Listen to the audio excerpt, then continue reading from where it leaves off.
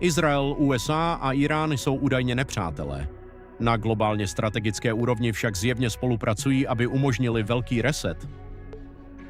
Irán nezaujímá v celosvětové agendě žádnou zvláštní roli, protože Irán se podílel na podvodu s covidem, Irán používá 5G a pracuje na 6G, Irán připravuje zákony týkající se kryptoměn a digitálních průkazů.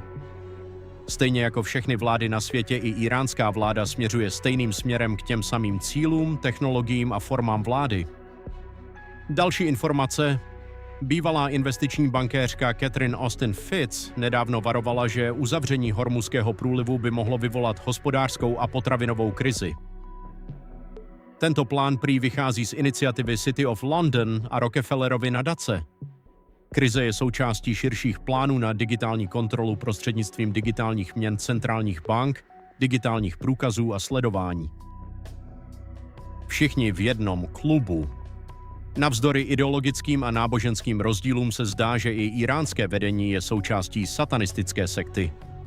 Když se podíváme na budovu iránského parlamentu zvenku i zevnitř, není o tom téměř žádných pochyb. Jedná se o pyramidu s 33 okny. První řada má 13 oken, první a druhá řada dohromady 23, celkem je tedy 33 oken. Tato čísla patří k symbolice zednářské elity. Uvnitř budovy je nad řečnickým pultem vidět obrovské X a 7 kruhů tvořených sedadly. Pokud se podíváme na nepřítele USA, zjistíme, že i $1 bankovka je plná těchto symbolů a čísel. Na základě symboliky a konkrétních činů je zřejmé, že elity, které se zdají být smrtelně rozhádané, se shodují v tom, že chtějí svět zotročit pod satanskou světovou vládou. Ernst Wolf vysvětlil na příkladu zdánlivých rivalů USA, Ruska a Číny stejnou situaci z ekonomického hlediska.